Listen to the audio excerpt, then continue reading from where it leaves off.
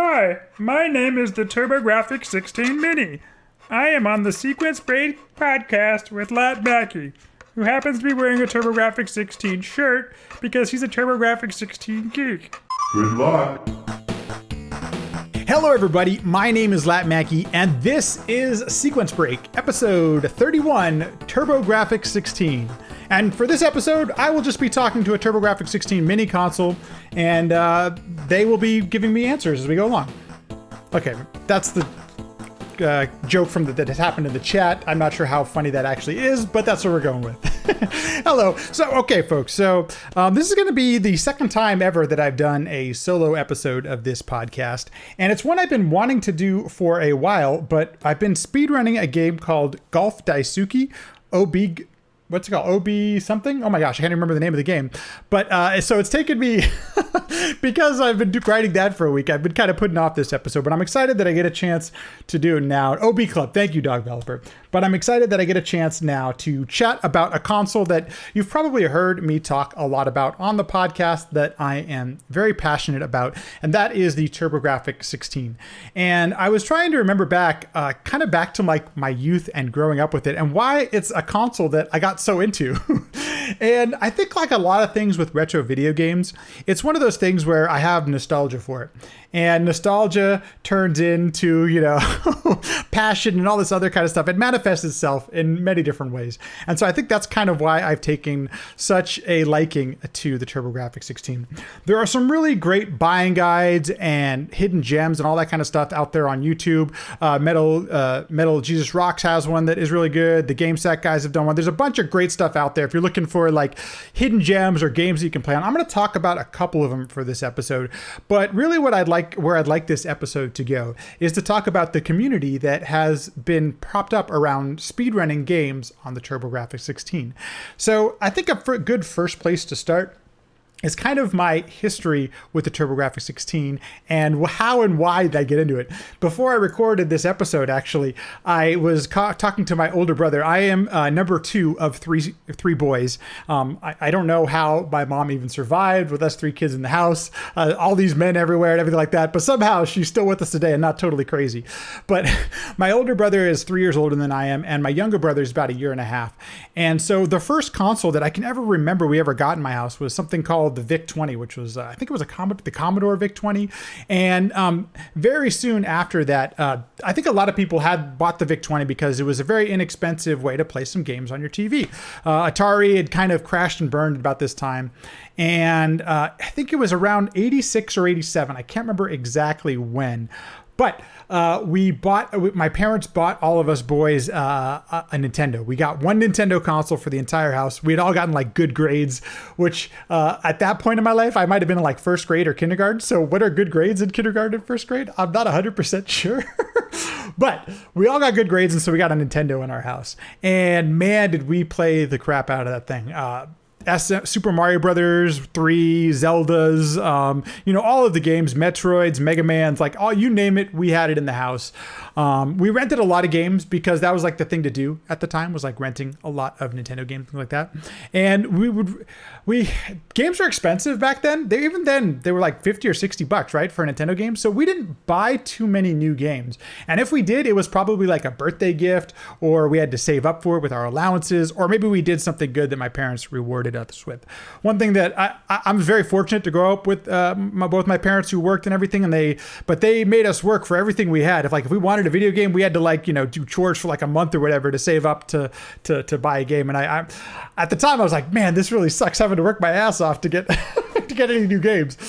But nowadays, I'm pretty thankful that they instilled that in me, and I appreciate the fact that that's something that I still take with me today. I don't remember ever hearing about the TurboGrafx-16 or even knowing what the console was until one day my parents, for our it was a Christmas gift. It was a Christmas gift because I was talking to my older brother about this. My brother and my younger brother and I both got Game Boys. I guess we had asked for that. I don't quite remember, but that was like the most awesomest, coolest thing ever. My older brother got the TurboGrafx-16 Express. Or the Turbo Express. It's called the Turbo Express. I'm sorry. And I remember seeing that like as a kid and wondering, what is this crazy portable handheld console? We must have been 10 years old at the time or something like that. And I was just talking to my older brother before I started recording this. I'm like, Brian, why did they get you a Turbo Express? How the heck could you have ever, like, did you ask them for that? And he's like, yes, because one thing about our house, my younger brother and I shared a bedroom. My older brother had his own bedroom. And my parents they said no TVs in your room. So we didn't have any TVs or anything like that growing up as kids. Okay, seems reasonable. I didn't, I have a TV nowadays in my room and I never watch the thing. Probably because that's the way my parents brought me up and everything. Anyway, but the Turbo Express had this little adapter that you could pop on it, that you could actually have a TV on it. It was a TV tuner adapter, and it was like 50 or 100 bucks. I don't know how much it cost at the time. But the reason my brother wanted a Turbo Express was so that he could watch TV in his room on his Turbo Express console. That blows my mind that he even knew that whole thing existed. But so that's how we got a Turbo Express in our house. And towards the very end of the TurboGrafx-16 lifespan, it probably went on sale. What I've been able to dig up from some of the internet stuff, and I think it was Classic Gaming Quarterly did some really great stuff on this on YouTube as well, is that towards the end of the lifespan, maybe like the last year, Toys R Us heavily discounted the TurboGrafx-16, and it came with some extra games. So when the price falls under $100, it becomes in my parents' wheelhouse to be able to buy it for us. And I'm guessing that's what happened. And so we got the TurboGrafx-16 at the very tail end of its life cycle. I have a couple of photos. If you're watching this on YouTube, I'm going to share a couple of photos here just so you can kind of get a little, this is my brothers and I, and this is when I think of the TurboGrafx-16, I think of my brothers. So the guy on the left is my older brother, Brian. The guy on the right is me. The guy down below who looks like he's maybe just fresh out of the oven there is my younger brother, Sean. And this is probably like 1983 or 1984, very early on. But we're still very fortunate that we're still pretty close and we still all hang out together. This next photo here is, so this is our house. So this is the CRT that we would play on. I don't think that's a game console behind it. It's probably in these the shelves underneath. I wish I could. I couldn't find a photo that actually had the TurboGrafx-16 in it or an NES or anything. I know that over here on the right, this is the case. These straps. This is what my brother would carry around the Turbo Express in. So I know that this actually did exist. And the games that we played on our TurboGrafx-16 and I actually have my childhood copy of one of the games that I remember playing the most, which was Bonk's Revenge. And for those of you who aren't very familiar with the TurboGrafx-16 or anything like that, the games are like these little credit card sized things. I've shown these off a lot at live events and at online marathons that I do because I think the way that the games are presented are really cool. So in North America, unfortunately, we didn't get some cool artwork that I'll show you when we get to the PC Engine stuff. It was just literally a sticker and you got the name of the game on there, but it was it felt so tiny and so cool. It just felt really cool, popping this thing in to a console and just getting up and going and having it go there. It was so much different than what Nintendo, Super Nintendo, and Genesis were offering at the times. The other games that we had growing up were Bonk's Adventure, Air Zonk, Power Golf, Splatterhouse was the biggest game ever. This is the PC Engine version of Splatterhouse that I'm showing on the screen right now, and man, do I love this game. And at some point there's going to be a podcast episode on this, so I won't go too in depth on it, but this is such a fun game to play. And I just throwing out some ideas if you ever want to look into the library and things like that, because it kind of gets the reputation and kind of the rap as being a console that has a lot of shooters on it, which is absolutely true, especially in North America. But there are some wonderful platformers, action RPGs, fighting games. So on the PC Engine, they actually got Street Fighter 2 in a Hue card. And this is it's a really good version of the game. And I just dropped the case. It's a really good version of the game, but if you're playing it with only 2 buttons, it really sucks. You really got to get a 6-button controller to play Street Fighter. But there are there's fighting games. There's what other kind of games do we have on? I mean, there's the sports are a little bit limited on the console, but they are a lot of fun. As you probably may or may not know, I speedrun Power Golf on the console, and I absolutely love that game. But there's baseball, football, there's tennis games. There is a fair amount of sports games on it. And then one of my favorites that has actually been ported to a lot of different consoles is Pac-Land.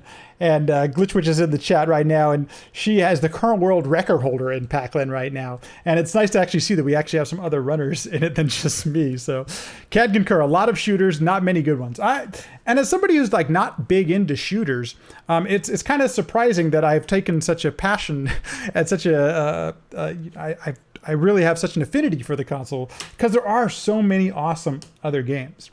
Tennis, racing, RP. Yeah, there's racing games, Mahjong. Yeah, exactly. And the piece, we'll get to this in just a second here. So that's kind of my history with the console that I remember when I think of the PC, when I think of the TurboGrafx-16, I think of growing up with my brothers and playing these games. It's interesting because the TurboGrafx-16 only has one controller port. Same with the PC Engine. But it was something that we still all bonded over. Like, we try to beat each other. I can get farther than you can in Bonk's Adventure and stuff like that. My brother was just telling my older brother was that Bonk's Adventure was the first game that he actually ever beat in his entire life, which is pretty cool because like when you're like 5 or 6 or 8 or whatever, it's tough to beat games. That's kind of been a common theme throughout the whole podcast. Everyone that comes on as a guest is like, I don't remember beating any of these games because the games were tough. NES was tough. So that is my history growing up with TurboGrafx-16. Around college, so I graduated. I'm just going to out myself here on how old I am. I graduated high school in the year 2000, and I went right to Cal State Long Beach, and I lived in the dorms the first year. And after 1 year of college, I dropped out and didn't go back for like, I don't know, probably 15 years. No, 10 years. I didn't go back to college for 10 years. I discovered the Nintendo 64 around 2000 and Ocarina of Time, and kind of from then on I became like Nintendo was just my jam. I had the N64, I had the GameCube, and I really went diehard into all the Zelda and all the Mario games. And then from like about I'd say 2005 to 2014, I didn't play a whole lot of video games. And it wasn't that I wasn't interested in them. I did have a Game Boy Advance at the time, so I was into stuff where I could take it on the run, on the roll with me. And I'm going to out myself here just a little bit more. I was a band nerd in high school, and when I got out of high school, when I graduated high school, I started doing I did some traveling music and things like that. I have one more photo here. This is actually one of the groups that I did. This is from 2003. These are my parents. My dad were rocking the mustache in 2003. I was a member of a drum and bugle corps, which was like a traveling marching band. And so a portable console made a lot more sense to me as opposed to having something in the living room because I wasn't home very much. I was super fortunate. I had part-time jobs. I had made just enough money to support myself and travel all over the country. I've been to all the states. I didn't get a chance to go internationally too much, but I was teaching music. And so from like 2003, that's the Blue Devils launcher. This is me as a member of the Concord Blue Devils. From like 2003 to like 2000, when did I meet Angela? 2010 or so. This was my life, traveling around, part-time jobs, that kind of thing. And then I met my wife. Do I have a photo? Oh man, I didn't. Okay. Oh, this is my college dorm before I get into the wife. I did an episode with my wife. If you're at all interested in meeting Angela, she's awesome.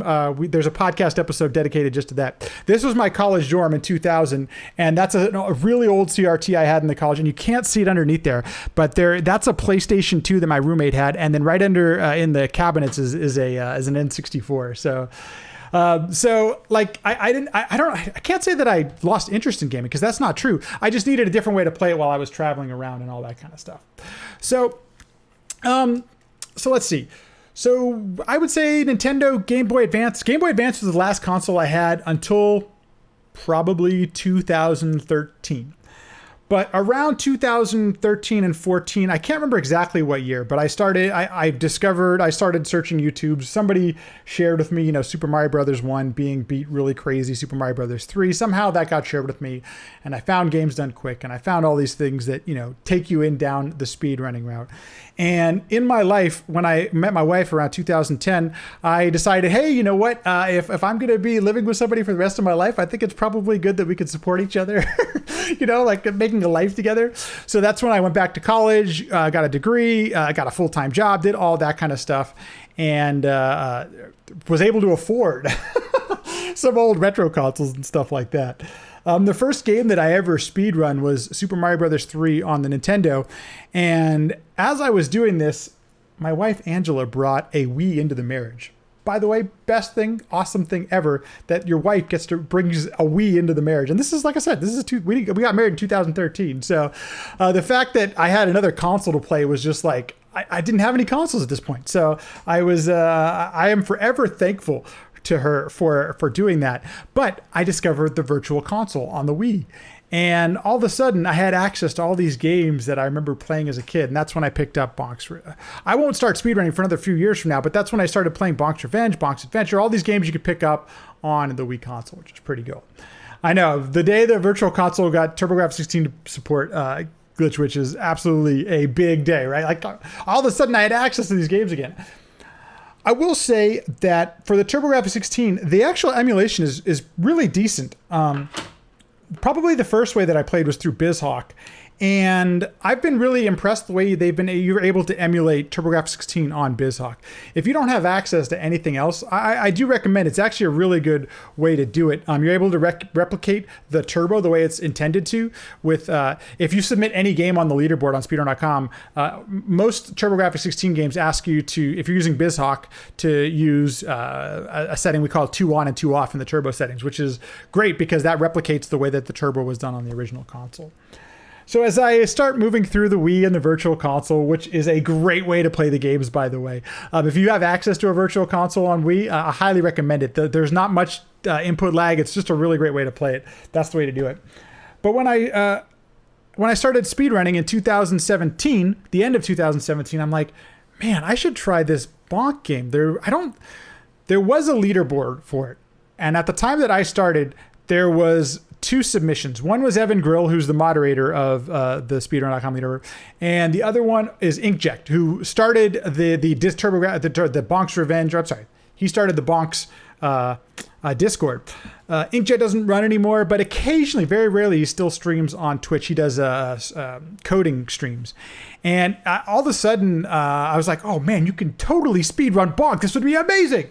So I started picking up Bonk's Revenge, and if you've listened to the Great John episode, it's the first episode I ever did of the podcast. It was just totally random fluke of the world that him and I picked up the game at the same time.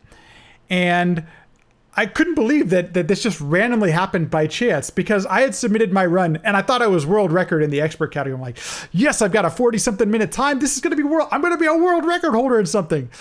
It turns out Great John had submitted on the same exact time, and it was 10 minutes faster than mine. So there we go. So thank you, Great John, for ruining my world record moment. No, I'm just kidding, man.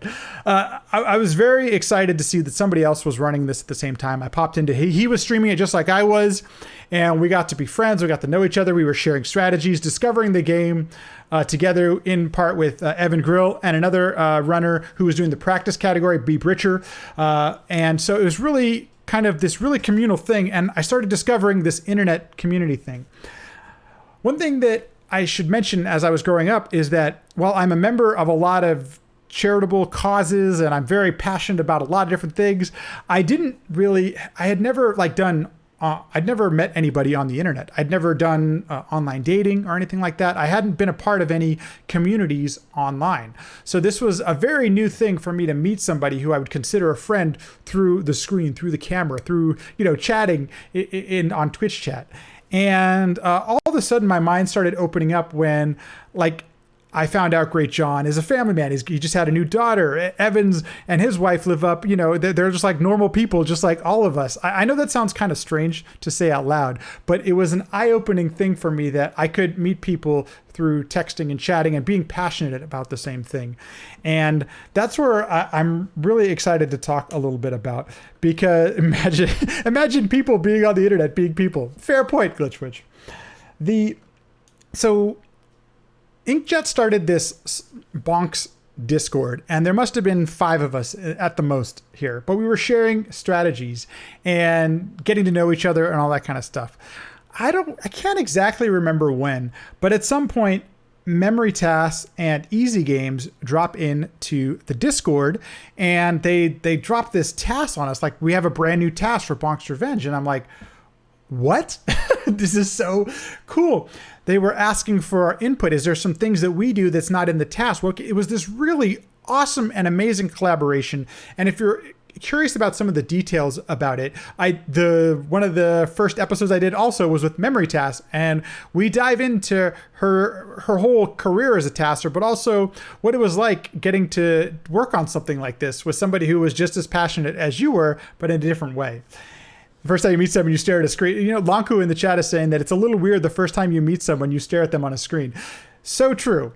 And I have felt the same way again, that I have this awesome collaboration going with Great John, with Memory Tasks, with Evan Grill, B. Britcher, Easy Games. And I don't know what Easy or Memory Tasks or Bree Britcher looks like. It didn't matter, but I just, it's even just seeing their names posted on the screen, I was like, how do I want to give them some sort of mental picture. I don't know about you, but when I read a book, I have that voice of the characters in my head when I'm reading a book. And a lot of times it's the same voices every single book I read, which is kind of weird in itself. So I was trying to do some of that, I think, when I'm collaborating on Discord stuff. And so all of a sudden my mind starts to really open up and see the communal aspect of speedrunning and what this whole thing is starting to be about. And I think that's probably about the same time that I submitted Bonk's Revenge for SGDQ, which we can change a picture here. If you're watching the video, this isn't my first performance of a game, but this is my first live event, my first time going to GDQ. This is SGDQ 2018. And I was fortunate that Bonk's Revenge also got into Retrothon. And it was Retrothon's first year, hosted by RGL TV. And it was, once again, all of a sudden, so I saw that there was more TurboGrafx-16 runners. At the first Retrothon, Toad was running, it wasn't Kadash, it was, oh my gosh, I'm forgetting the name. Maybe it was Kadash. Dang it! I think it was Kadash. It was Kadash. And so all of a sudden I'm like, oh my God, there's other TurboGrafx-16 runners out there. This is so amazing. There's not just Bonk. And of course, that sends you down the rabbit hole of looking at all the speedrun.com leaderboards. All of a sudden, you realize that there are plenty of TurboGrafx-16 speedrunners, especially the Rondo of Blood community had been around for a few years. There's all this stuff that totally existed that I wasn't aware of. About the time that... So let's see, SGDQ happens. I met an enemy there very quickly. It was just kind of like a hello thing, but he was passionate about the TurboGrafx-16. I met a lot of people at SGDQ. Not enough though, didn't meet enough of them, but you get to, it's one of those great places where you get to meet people in live and in person and things like that. And I can't remember exactly what year it was, but enemy says, hey, I'd like to start a TurboGrafx-16 Discord. And I'm like, okay. Awesome. He wanted to do it for speedrunners. And it must have been 19, maybe it was towards the end of 18. I don't quite remember exactly when the Discord started. But all of a sudden we start, hey, if you ever run a TurboGrafx-16 speedrun, we have a little community for us. Let's all get together and start pulling our resources and things like that. And all of a sudden we had ourselves a little bit of a community. And I have been hooked on it ever since. And you probably have noticed if you listen to this podcast that I have featured a fair amount of people from that community, and I will continue to feature people from that community because I'm passionate about the console and I love all the people that I have met. At this first SGDQ, Zallard was running Splatterhouse at this one, and that's when I met him. And so like all of a sudden I'm like, oh my gosh, some of the best gamers in the world play TurboGrafx-16 games. How cool is that? And I've kind of made it a mission of mine at this point now to introduce people to the world of TurboGrafx-16 speedrunning because we are here. There are a fair amount of us. And I don't know if everyone's as passionate as me, but I kind of feel like they are sometimes. Glitchwitch is in the chat right now. And man, she's played like a gajillion. It's got to be, Kat, it's got to be over 100 games, right? That you've played on TurboGrafx-16 at this point. So I just, there are so many of us, about 150. Holy cow. Like, okay, Kat, would you be interested in doing the podcast? Because I think at this point, we got to talk about some of this so we can continue the TurboGrafx-16, keep going. And I can't remember if it was SGDQ or if it was a year later, but I've met so many more people now through that, and it's just great to have this community around it. So here's what I'd like to do. Let's talk a little bit about trying to speedrun on the console because there are many different ways. So obviously, if you'd like to do a speedrun the easiest way is just to emulate it. Start with an emulator. Almost all of the leaderboards that I'm aware of accept runs on emulation. So feel free, start there. It's a great place to do it without having to spend any sort of money. I'm going to catch up on chat here as we're going through this. Murdoch says, Mike Uyama has a TurboGrafx-16. Also, thank you, Kay. Yeah, exactly. For helping out Cantaloupe. That's great. Mike Uyama was running. In fact, I think he might have even submitted it for Last Alert recently. So all cutscene percent. And then COVID hit and all those things. Step 1, don't use turbo. Epic Neon Ninja Monkey, who is the world record holder in Fushigi no Yumi no Alice and also Legend of Hiratoma, mentions don't start with turbo on. We'll get to that in just a second. As of right now, all of the games on the TurboGrafx-16 leaderboards allow turbo. Doesn't mean you have to use them, but they all do allow turbo that I'm aware of. If you'd like to take a little step up and spend a little bit of money, the Virtual Console, I was just checking. Oh, I don't have it anymore. I just checked on the Wii U. There are still all of the Wii games that were on the Virtual Console on the Wii are still available on the Wii U. You can purchase them there anywhere. They're around $6 US if you'd like to go down that route. All of them are accepted on the leaderboards. We've done Virtual Console as emulation because it is software-based. It's not hardware-based emulation. So that's something you should be aware of if you're going to go down that route. If you'd like to spend some money, the next step up is this wonderful device right here that you saw me trying to have a conversation with earlier. This is the TurboGrafx-16 Mini. They're becoming a little bit more available as of this podcast. This is the middle of July. I think maybe the chat can help me out. I think they retail for $110. Maybe that's $100. And they've been a little bit delayed because of quarantine, COVID-19, all that kind of stuff. But this, let me tell you, is an awesome way to play the games. There is a bit of input delay on some of these games, and I've tested some of them out, and the input delay actually varies from game to game. And so just be aware of that. If you're going to go down this route, this is a great way to start if you'd like to spend some money and get into it. There's a really great library.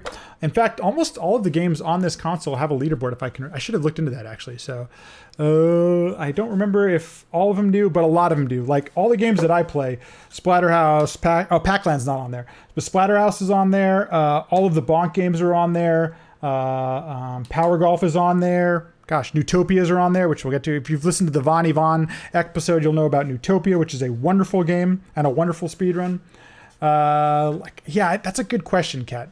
Snatcher doesn't. I think you're correct. Oh, interesting. Okay. So that's a great way to start. And we've actually been tried more than just the PC Engine controller. And there's actually a fair amount of controllers that do work via USB, but a lot that don't as well. So just be kind of aware going into that.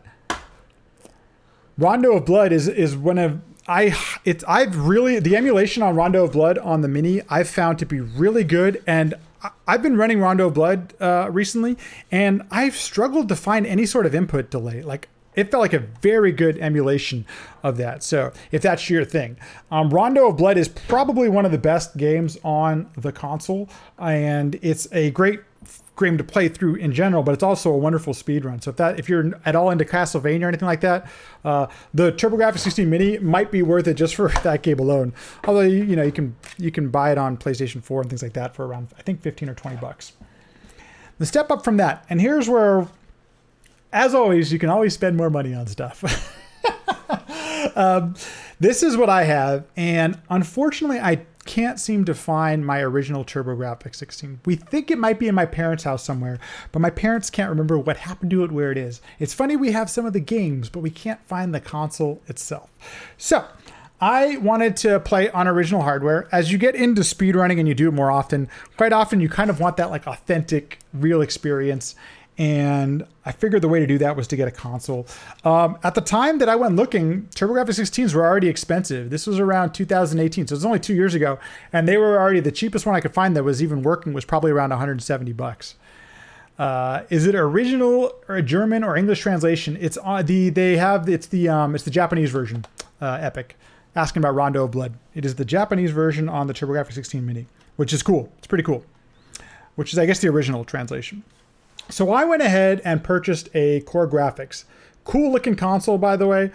And the reason I went with a PC Engine or a Core Graphics is that it's less expensive. The games are less expensive. The console itself is less expensive. And so it seemed like an easier way to get into it.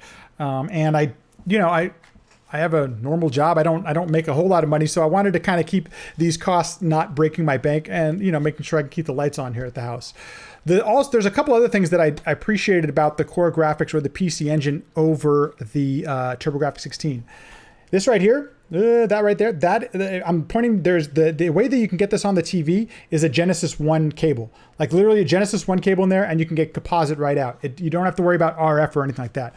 The TurboGrafx-16 doesn't natively have a composite out, and that can be a problem if you're trying to play this on your TV or trying to get it into a capture or anything like that. The other thing is that if you get an EverDrive, so if you're familiar with EverDrives, this is how you play ROMs or downloaded games on the console itself. EverDrive is reasonable. It's like $70, I think. And it plays all of the TurboGrafx-16 and PC Engine games without having any sort of modification. You can literally play those games right away. The EverDrive itself is regionless. Unfortunately, even though the games are the same exact size, PC Engine games only work in a PC Engine and TurboGrafx-16 games only work in a TurboGrafx-16. There is a region lockout. There are modifications you can do, to make them regionless. But if you'd like another option, there is this little bad boy right here. And this is the Super SD System 3, which retails for about $260. All these are US prices, sometimes between $260, $270. And this is a really cool device that plugs into the back of all the consoles, whether it's a PC Engine, a Core Graphics. I think it even works on the Super Graphics. The pins on the cards line up differently. That is correct, Epic, for the region stuff. The Super SD System 3 plugs into the back of this thing, and now you can play all the CD games. The one thing the EverDrive cannot do is play CD games, not yet at least. I'm wondering at some point if they will come out with a version that does that. This little guy here plays all the CD games, and I haven't run into any incompatibility options. Doesn't mean they don't exist. So I don't want to say it plays all the games because I've never tested all the games, but there's that option out there. The Epic Ninja Monkey is pointing out the Mister, and that was one of the ones I was going to finally get to, is that if you're at all interested in this stuff, the Mister has some awesome work being done in it right now as far as TurboGrafx-16 emulation goes, hardware emulation. This is not the software stuff, so there's no input delay or anything like that. It's really awesome. Pac-Land did have weird sound. I've had a couple of weird sound issues as well, Kat, with the Super SD System 3. So just be aware of that. And there is some stuff out there. If you start doing some Google searches and stuff, you will see that some of that does exist. There are some modifications you can actually do on this thing that I haven't done myself. But you may just want to beware and just do yourself a favor. If the sound stuff is important to you and you're going to buy this thing, because it's, like I said, it's almost $300, do a little bit of research on it and make sure that it's something you're interested in. The cool thing about this, you'll notice here, this is a Genesis Model 2 cable output.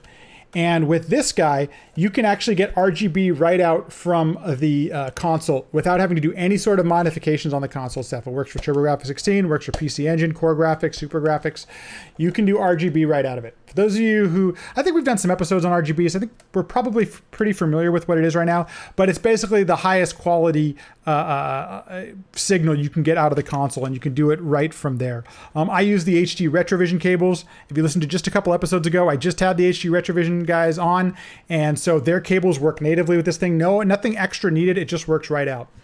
There's also there's the graphics booster, which is another card, if you're interested about getting the signal out from here, that plugs into here that you can just use. You can run our HD Retrovision cables out of that, or component cables as well. Multiple ways to get that out. All this leading to that there are plenty of ways to speedrun games on the TurboGrafx-16. And so if you're at all interested, I think one of the cool things about the TurboGrafx-16 as well is that we have a wide variety of runs. There's one of the most popular categories of any TurboGrafx-16 game. There's actually two of them. Bonk's Revenge and has the practice category, which has, I think, 15 submissions on it right now.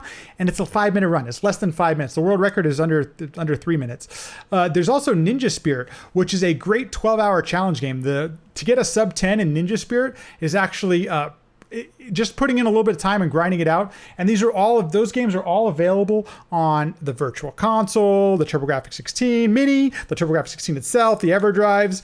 Ninja Spirit is a really awesome speedrun to pick up and learn, and it's just a fun way to introduce yourself to the console itself. Clittrich, I'm wondering if you actually, do you have a Ninja Spirit time? I feel like everyone at this point who plays TurboGrafx-16 games should have a Ninja Spirit time, but I know not everyone has the game and everything like that, so totally understand that part. Not on the board. Okay, fair enough. I'm sure you've played through it before, probably more than once. This all just takes me down the avenue that I'm really thankful and appreciative of the community that we've built with the TurboGrafx-16. It's not a very big one. I don't even know that we're small, but all into the same thing, and it's really cool. So I've been running, Fushigi no Yume no Alice recently, and Aquas found these warps in the game that Epic Neon Ninja Monkey figured out how to actually get them consistently, and I put that into my runs, and all of a sudden I dropped 30 seconds off my run thanks to some strats that were found, and everybody was willing to share them, and it's really a great way to share something you're interested with other people. And that's one of the things that I'm just so thankful for and love about this community. And, it's interesting that if you're at all on Twitter or anything like that, there is a lot said about different speedrunning communities out there. And one of the things that I love about our Discord is that for over a year now, or 2 years, however long the Discord's been up, we haven't implemented any. We haven't even had a formal rules page or anything like that. The community has just been genuinely nice to each other and respectful and willing to share all these things with each other. The community has taken on a life of its own that's really respectful of each other. And so, recently we put up some rules, but we didn't, it's not like we ever had to. And one of the things I just thought was a really cool way and cool thing to share with others. I hope I've shed a little bit of light on why I'm passionate about this console and this community. There are some wonderful games. Let me recommend Fushigi no Yume no Alice because Epic Neon Ninja Monkey suggested this game to me. And we talked about it on his episode of Sequence Break. And it's a game that I've really found myself playing over and over again and going to continue to grind until I get I think at this point I want to get a sub 14, but we'll see if that actually helps. And here's the Newtopia artwork. On the PC Engine side of things, all of the games had these really cool artwork on the cards. And for some reason, when they came to the States, I don't know if that was a money-saving thing or whatever that was, but the games didn't have the same sort of artwork when they came to the States. Even a game like this. So this is Power Golf. And the artwork on Power Golf is it's simple, but it's awesome. We actually got, artwork for it. The only really comparison I can show you is the Bonk's Revenge because I actually have the cart for it. And here's the PC Engine version called PC Genjin on PC Engine. You can just see, look how much cooler that is, right? Just saying. World Court Tennis, fantastic Japanese. I have tennis. Where's the tennis? Oh, is that what I just showed? Did I show tennis? Oh man, I meant to show Power Golf, but I showed tennis. You know what? Oh no. Actually, this is Final Match Tennis. I thought I had World Court Tennis, but this is Final Court Tennis. Anyway, I appreciate you folks letting me babble on a little bit about the TurboGrafx-16, the PC Engine. If you're at all interested, I'm going to put a link in the show notes for the Discord. We are all very friendly and very passionate. We even have a buying section because when you go down the path of trying to buy some of this stuff, it gets real crazy real quick. And I mean, right now, an in-box Turbo Duo is something like $1,000 or $700 on eBay US. These prices get real crazy real quick. But at least we can help each other out and try to get each other through it, figure out how to actually, play these games on the original hardware as it is and all that kind of stuff. So that being said, thanks for listening to me ramble and everything like that. Hopefully, if you're looking for some positivity and a place where you can feel comfortable chatting about all this kind of stuff, join us on the TurboGrafx-16 Discord. I promise you, we are friendly and we will have a good time doing so. And once again, thanks for just letting me ramble on about TurboGrafx-16. If you're interested at all and you have any questions, feel free. You can shoot them in the Discord as well. And thanks for listening, and I will see you in the next one, whenever that may be. Who knows? We'll see you then. Thanks everyone for listening and watching. If you're enjoying the podcast, subscribe, leave a review. All those things go a long way to helping out the podcast. If you'd like to continue the conversation, I'm on Twitter @LatMackey, or you can also join the LatMackey Discord, where we have a Sequence Break channel. We talk about guests, we have questions. It's really interactive, really fun. Please feel free to stop on by. Thanks so much. See you in the next one.